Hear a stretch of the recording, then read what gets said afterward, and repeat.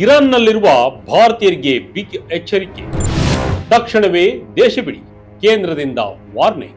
S ವೀಕ್ಷಕರೇ, America Iran ನಡುವೆ ಯುದ್ಧ ಶುರುವಾಗಿ ಇಂದಿಗೆ 100 ದಿನಗಳು ಕಂಪ್ಲೀಟ್ ಆಗಿದ್ದು ಮತ್ತೆ ಯುದ್ಧದ ಭೀಕರತೆಯನ್ನ ಪಡೆದುಕೊಂಡಿದೆ.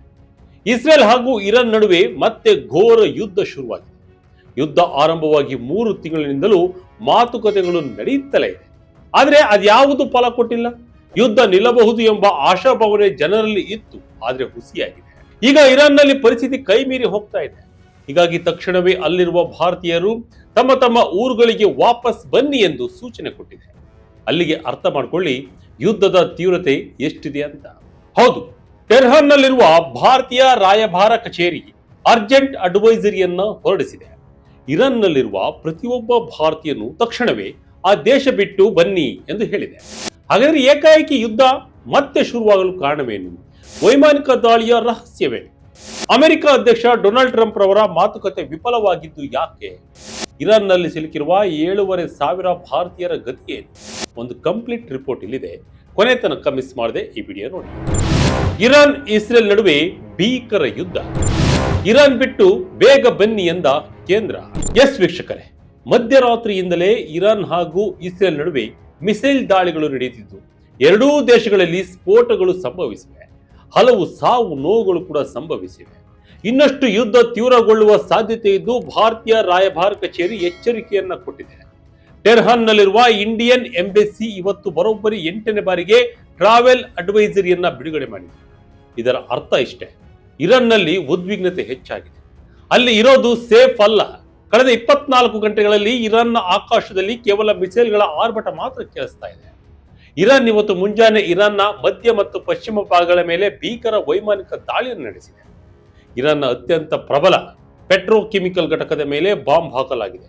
ಇದಕ್ಕೆ ಪ್ರತಿಯಾಗಿ ಇರಾನ್ನ ರೆವಲ್ಯೂಷನರಿ ಗಾರ್ಡ್ಸ್ ಪಡೆಗಳು ಇಸ್ರೇಲ್ನ 2 ಸೇನಾ ನೆಲೆಗಳನ್ನ ಧ್ವಂಸ ಮಾಡಿದ್ದೀವಿ ಅಂತ ಘೋಷಣೆ ಮಾಡಿದೆ. ಆದ್ರೆ ಒಂದು ಕಡೆ ಬೆಂಕಿ ಬಿದ್ದರೆ ಇನ್ನೊಂದು ಕಡೆ ಗುಂಡಿನ ದಾಳಿ ಸುರಿತಾ ಇದೆ. ಈ ಯುದ್ಧದ ಜ್ವಾಲೆಯಲ್ಲಿದ್ದ ಭಾರತೀಯರು ಸಂಕಷ್ಟಕ್ಕೆ ಸಿಲುಕಿದ್ದಾರೆ. ಇರಾನ್ನಲ್ಲಿರುವ 7,500 ಭಾರತೀಯರ ಕಥೆ ಏನು? 1,800 ಮಂದಿ ವಾಪಸ್, ಉಳಿದವರ ರಕ್ಷಣೆಗೆ ಭಾರತ ಸನ್ನದ್ಧ. ಎಸ್ ವೀಕ್ಷಕರೇ, ಫೆಬ್ರವರಿ ಕೊನೆಯಲ್ಲಿ ಯುದ್ಧ ಶುರುವಾದಾಗ ಇರಾನ್ನಲ್ಲಿ ಬರೋಬ್ಬರಿ 9,000 ಭಾರತೀಯರು ಇದ್ದರು. ಇದರಲ್ಲಿ ವಿದ್ಯಾರ್ಥಿಗಳು, ನರ್ಸ್ಗಳು, ಇಂಜಿನಿಯರ್ಗಳು ಮತ್ತು ವ್ಯಾಪಾರಿಗಳು ಸೇರಿದ್ದಾರೆ. ಭಾರತ ಸರ್ಕಾರದ ಸತತ ಪ್ರಯತ್ನದಿಂದಾಗಿ ಇದುವರೆಗೆ 1,800 ಮಂದಿ ಸುರಕ್ಷಿತವಾಗಿ ಸ್ವದೇಶಕ್ಕೆ ಮರಳಿದ್ದಾರೆ. ಆದರೆ ಇವತ್ತಿಗೂ ಇರಾನ್ನ ವಿವಿಧ ನಗರಗಳಲ್ಲಿ 7,500ಕ್ಕೂ ಹೆಚ್ಚು ಭಾರತೀಯರು ನೆಲೆಸಿದ್ದಾರೆ. ಇವರೆಲ್ಲರಿಗೂ ಈಗ ಜೀವ ಭಯ ಶುರುವಾಗಿದೆ. ಕಳೆದ ಏಪ್ರಿಲ್ 7ರಂದು ಕೇಂದ್ರ ಸರ್ಕಾರ 48 ಗಂಟೆಗಳ ಕಾಲ ಮನೆಯಿಂದ ಹೊರಬರಬೇಡಿ ಅಂತ ಸೂಚಿಸಿತ್ತು. ಆದರೆ ಈಗ ಪರಿಸ್ಥಿತಿ ಕೈ ಮೀರಿ ಹೋಗಿದೆ. ಟೆಹರಾನ್ನ ಬೀದಿಗಳಲ್ಲಿ ಈಗ ಯಾವುದೇ ಕ್ಷಣದಲ್ಲಿ ಬಾಂಬ್ ಬೀಳಬಹುದು. ಹಾಗಾಗಿ ರಾಯಭಾರ ಕಚೇರಿ ಇವತ್ತು ಅತ್ಯಂತ ಕಠಿಣವಾದ ಆದೇಶವನ್ನು ನೀಡಿದೆ. ನಿಮ್ಮ ಹತ್ತಿರ ಯಾವ ಟ್ರಾನ್ಸ್ಪೋರ್ಟ್ ಇದೆಯೋ ಅದನ್ನ ಹಿಡಿದು ಓಡಿ ಬನ್ನಿ ಅಂತ ಹೇಳಿದೆ. 100 ದಿನದ ಯುದ್ಧ, ಕದನ ವಿರಾಮ ಮಣ್ಣು ಪಾಲು. ಕೆಂಪು ಸಮುದ್ರದಲ್ಲಿ ಹೌತಿಗಳ ಅಟ್ಟಹಾಸ. ಈ ಯುದ್ಧ ಯಾಕೆ ಇಷ್ಟೊಂದು ಭಯಾನಕವಾಗ್ತಿದೆ ಗೊತ್ತಾ? ಈ ಸಂಘರ್ಷ ಇವತ್ತು 100ನೇ ದಿನಕ್ಕೆ ಕಾಲಿಟ್ಟಿದೆ. ಇಷ್ಟು ದಿನ ಹೆಸರಿಗಷ್ಟೇ ಇದ್ದ ಕದನ ವಿರಾಮ ಈಗ ಅಕ್ಷರಶಃ ಗಾಳಿಗೆ ದೂರಲ್ಪಟ್ಟಿದೆ. ಇರಾನ್ ಬೆಂಬಲಿತ ಹೌತಿ ಬಂಡುಕೋರರು ಈಗ ಮತ್ತೊಂದು ಬಾಂಬ್ ಸಿಡಿಸಿದ್ದಾರೆ. ಕೆಂಪು ಸಮುದ್ರ ಅಂದ್ರೆ ರೆಡ್ ಸಿ ಮೂಲಕ ಹಾದು ಹೋಗುವ ಪ್ರತಿಯೊಂದು ಇಸ್ರೇಲ್ ಹಡಗನ್ನ ನಾವು ಬಂದ್ ಮಾಡ್ತೀವಿ ಅಂತ ಘೋಷಣೆ ಮಾಡಿದ್ದಾರೆ.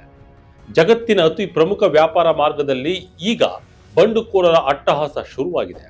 ಜೆರೂಸಲೆಂ ಪೋಸ್ಟ್ ವರದಿಯ ಪ್ರಕಾರ ಈ ಒಂದು ನಿರ್ಧಾರದಿಂದಾಗಿ ಅಂತಾರಾಷ್ಟ್ರೀಯ ಮಾರುಕಟ್ಟೆಯಲ್ಲಿ ತೈಲ ಬೆಲೆ ಏರಿಕೆ ಮಾತ್ರವಲ್ಲ, ಸರಕುಗಳ ಸಾಗಣೆಯೂ ಸ್ತಬ್ಧವಾಗಲಿದೆ. ಅಮೆರಿಕದ ಅಧ್ಯಕ್ಷ ಡೊನಾಲ್ಡ್ ಟ್ರಂಪ್ ರವರು ದಾಳಿ ಮಾಡಬೇಡಿ ಅಂತ ಇಸ್ರೇಲ್ಗೆ ಮನವಿ ಮಾಡಿದ ಕೆಲವೇ ಗಂಟೆಗಳಲ್ಲಿ ಈ ಭೀಕರ ಕ್ಷಿಪಣಿ ದಾಳಿ ನಡೆದಿದೆ. ಟ್ರಂಪ್ ರಾಜತಾಂತ್ರಿಕತೆಗೆ ಬಿದ್ದ ಅತಿದೊಡ್ಡ ಪೆಟ್ಟು. ಇಸ್ರೇಲ್ ನಡೆಗೆ ಅಮೆರಿಕದ ಅಧ್ಯಕ್ಷ ಬೇಸರ. ವೀಕ್ಷಕರೇ, ಅಮೆರಿಕದ ಅಧ್ಯಕ್ಷ ಡೊನಾಲ್ಡ್ ಟ್ರಂಪ್ ಹತಾಶರಾಗಿದ್ದಾರೆ. ಫಾಕ್ಸ್ ನ್ಯೂಸ್ಗೆ ನೀಡಿರುವ ಇಂಟರ್ವ್ಯೂನಲ್ಲಿ ಅವರು ತಮ್ಮ ನೋವನ್ನು ತೋಡಿಕೊಂಡಿದ್ದಾರೆ. ನಾನು ಮತ್ತು ನನ್ನ ತಂಡ ಇರಾನ್ ಜೊತೆ ಒಂದು ಮಹತ್ವದ ಒಪ್ಪಂದ ಮಾಡಿಕೊಳ್ಳೋಕೆ ಅತಿ ಹತ್ತಿರ ಬಂದಿದ್ವಿ. ಬಹುಶಃ ಈ ವಾರದ ಸೋಮವಾರ ಅಥವಾ ಮಂಗಳವಾರ ಇತಿಹಾಸ ನಿರ್ಮಾಣವಾಗುತ್ತೆ ಅಂತ ಅಂದುಕೊಂಡಿದ್ದೆ.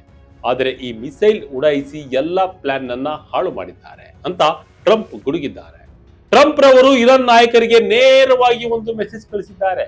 ನೀವು ಮಿಸೈಲ್ ಶೂಟ್ ಮಾಡಿದ್ದು ಸಾಕು, ಈಗಲಾದರೂ ಟೇಬಲ್ ಮೇಲೆ ಬನ್ನಿ, ಮಾತುಕತೆ ನಡೆಸಿ ಶಾಂತಿ ಸ್ಥಾಪಿಸಿ ಅಂತ. ಆದರೆ ಇತ್ತ ಇರಾನ್ ಮಾತ್ರ ನಮ್ಮ ಮೇಲೆ ದಾಳಿ ಆದ್ರೆ ನಾವು ಸುಮ್ಮನೆ ಕೂರಲ್ಲ ಅಂತ ಸವಾಲು ಹಾಕ್ತಾ ಇದೆ. Netanyahu versus Donald Trump, Israel ದಾಳಿ ತಡೆಯೋಕೆ ಯಾರಿಗೂ ಸಾಧ್ಯವಿಲ್ಲ. ವೀಕ್ಷಕರೇ, ಈ ಯುದ್ಧದ ಹಿಂದೆ ಇರುವ ಅಸಲಿ ರಾಜಕಾರಣದ ಬಗ್ಗೆ ಚರ್ಚೆ ಆಗ್ತಾ ಇದೆ. ಇಸ್ರೇಲ್ ಪ್ರಧಾನಿ ಬೆಂಜಮಿನ್ ನೇತನ್ಯಾಹುರವರು ಇವತ್ತು ಟ್ರಂಪ್ ರವರ ಮಾತು ಕೇಳ್ತಿಲ್ಲ. ಟ್ರಂಪ್ ಹೇಳ್ತಿದ್ದಾರೆ ಸಂಯಮ ವಹಿಸಿ, ಯುದ್ಧ ಬೇಡ ಅಂತ. ಆದರೆ ನೇತನ್ಯಾಹು ಮಾತ್ರ ನಾವು 47 ವರ್ಷಗಳಿಂದ ಅಥವಾ 3000 ವರ್ಷಗಳಿಂದ ಈ ಹೋರಾಟ ಮಾಡ್ತಿದ್ದೇವೆ, ಶತ್ರುಗಳನ್ನ ಮಟ್ಟ ಹಾಕುವವರಿಗೆ ನಿಲ್ಲಲ್ಲ ಅಂತ ಹಠಕ್ಕೆ ಬಿದ್ದಿದ್ದಾರೆ. ಟ್ರಂಪ್ ರವರು ನೇತನ್ಯಾಹುರವರಿಗೆ ಯಾವುದೇ ಆಯ್ಕೆ ಇಲ್ಲ, ಅವರು ನಮ್ಮ ಒಪ್ಪಂದವನ್ನ ಒಪ್ಪಲೇಬೇಕು ಅಂತ ಹೇಳಿದ್ದಾರೆ. ಆದರೆ ಇಸ್ರೇಲ್ ಮತ್ತು ಅಮೆರಿಕ ನಡುವೆ ಈಗ ಯಾವುದೋ ದೊಡ್ಡ ಶೀತಲ ಸಮರ ನಡೀತಿದೆ ಅನ್ನೋದು ಸ್ಪಷ್ಟವಾಗ್ತಾ ಇದೆ. ಆಕ್ಸಿಯೋಸ್ ವರದಿಯ ಪ್ರಕಾರ ಇರಾನ್ ಮಾಡಿದ ಮೊದಲ ದಾಳಿಯಲ್ಲಿ ಯಾರಿಗೂ ಪೆಟ್ಟಾಗಿಲ್ಲ, ಹಾಗಾಗಿ ಇಸ್ರೇಲ್ ಸುಮ್ಮನಿರಲಿ ಅಂತ ಟ್ರಂಪ್ ಫೋನ್ನಲ್ಲಿ ಕಿವಿ ಮಾತು ಹೇಳಿದ್ರಂತೆ. ಆದರೆ ನೇತನ್ಯಾಹು ಮಾತ್ರ ಅತಿ ದೊಡ್ಡ ಪ್ರತಿದಾಳಿ ಮಾಡುವ ಮೂಲಕ ಟ್ರಂಪ್ ಮಾತಿಗೆ ಡೋಂಟ್ ಕೇರ್ ಅಂದಿದ್ದಾರೆ. ಹಾರ್ಮುಜ್ ಜಲಸಂಧಿ ದಿಗ್ಬಂಧನದ ಆತಂಕ, ಭಾರತದ ಇಂಧನ ಭದ್ರತೆಗೆ ಎದುರಾಯ್ತ ಸವಾಲು. ಹೌದು, ಈಗಾಗಲೇ ಯುದ್ಧದಿಂದಾಗಿ ದೇಶಕ್ಕೆ ಸಾಕಷ್ಟು ಆರ್ಥಿಕ ತೊಂದರೆ ಎದುರಾಗಿದೆ. ಪೆಟ್ರೋಲ್, ಡೀಸೆಲ್, ಗ್ಯಾಸ್, ತರಕಾರಿ ಬೆಲೆಯಲ್ಲೂ ಹೆಚ್ಚಳವಾಗಿದೆ. ಹೀಗಿರುವಾಗ ಮತ್ತೆ ಯುದ್ಧ ಹೆಚ್ಚಾದರೆ ಮುಂದಿನ ದಿನಗಳಲ್ಲಿ ಬದುಕುವುದು ಕೂಡ ಕಷ್ಟವಾಗುವ ಸಾಧ್ಯತೆ ಇದೆ. ಈಗಾಗಲೇ ಹಾರ್ಮುಜ್ ಜಲಸಂಧಿ ಬಂದ್ ಎಫೆಕ್ಟ್ ಸಾಕಷ್ಟು ಪರಿಣಾಮ ಬೀರಿದೆ. ಈ ಬಂದ್ ಮತ್ತೆ ಆಗುವ ಸಾಧ್ಯತೆ ಇದ್ದು ಮುಂದಿನ ದಿನಗಳಲ್ಲಿ ಪರಿಸ್ಥಿತಿ ಹೇಗಿರುತ್ತೆ ಅನ್ನೋದನ್ನ ಊಹಿಸಿಕೊಳ್ಳಲು ಸಾಧ್ಯವಿಲ್ಲ. ಎಸ್, ಹಡಗುಗಳ ಮೇಲೆ ದಾಳಿ ಮುಂದುವರಿಸಿದ್ರೆ ಭಾರತದಲ್ಲಿ ಪೆಟ್ರೋಲ್ ಮತ್ತು ಡೀಸೆಲ್ ಬೆಲೆ ಆಕಾಶ ಮುಟ್ಟುತ್ತೆ. ನೋಡೋಣ ಮುಂದಿನ ದಿನಗಳಲ್ಲಿ ಏನಾಗುತ್ತೆ ಅಂತ. ಒಟ್ಟಿನಲ್ಲಿ ಇರಾನ್ ಮತ್ತು ಇಸ್ರೇಲ್ ನಡುವಿನ ಸಂಘರ್ಷ ಮತ್ತೆ ಇಡೀ ದೇಶವನ್ನೇ ಆತಂಕಕ್ಕೆ ತಳ್ಳಿದೆ. ಈಗಲೇ ಯುದ್ಧದ ಎಫೆಕ್ಟ್ ಅನ್ನ ತಡ್ಕೊಳಕ್ಕಾಗ್ತಾ ಇಲ್ಲ, ಇನ್ನು ಮತ್ತೆ ಯುದ್ಧ ಮುಂದುವರೆದ್ರೆ ಪರಿಸ್ಥಿತಿ ಊಹಿಸಲು ಸಾಧ್ಯವೇ ಇಲ್ಲ. ಜಾಗತಿಕ ಶಾಂತಿಗೆ ದೊಡ್ಡ ಕಂಟಕವಾಗಿ ಪರಿಣಮಿಸಿದೆ. ಇರಾನ್ನಲ್ಲಿರುವ 7,500ಕ್ಕೂ ಹೆಚ್ಚು ಭಾರತೀಯರ ಜೀವ ರಕ್ಷಣೆ ಮಾಡುವುದು ಕೇಂದ್ರ ಸರ್ಕಾರದ ಮುಂದಿರುವ ಅತಿ ದೊಡ್ಡ ಸವಾಲಾಗಿದೆ.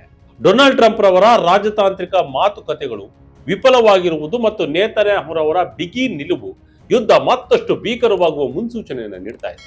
ಒಂದು ವೇಳೆ ಹಾರ್ಮುಜ್ ಜಲಸಂಧಿ ಅಥವಾ ಕೆಂಪು ಸಮುದ್ರದ ಮಾರ್ಗಗಳು ಸಂಪೂರ್ಣವಾಗಿ ಬಂದಾದರೆ ಅದರ ನೇರ ಹೊಡೆತ ಭಾರತದ ಆರ್ಥಿಕತೆ ಮತ್ತು ಇಂಧನ ಬೆಲೆಗಳ ಮೇಲೆ ಬಲವಾಗಿ ಬೀಳಲಿದೆ. ಹಾಗಾಗಿ ಇರಾನ್ನಲ್ಲಿರುವ ಪ್ರತಿಯೊಬ್ಬ ಭಾರತೀಯರು ಪರಿಸ್ಥಿತಿಯ ಗಂಭೀರತೆಯನ್ನ ಅರಿತು ವಿಳಂಬ ಮಾಡದೆ ತಕ್ಷಣವೇ ಸುರಕ್ಷಿತವಾಗಿ ಸ್ವದೇಶಕ್ಕೆ ಮರಳುವುದು ಇಂದಿನ ಅನಿವಾರ್ಯತೆ ಆಗಿದೆ. ಇದಾಗಿತ್ತು ಈ ಕ್ಷಣದ ಅಪ್ಡೇಟ್. ಇದೇ ರೀತಿಯಾದ ಅಪ್ಡೇಟ್ಗಳಿಗಾಗಿ Vijaya Karnataka website, YouTube page, Facebook page follow ಮಾಡ್ತಾ ಇರಿ. ಧನ್ಯವಾದಗಳು.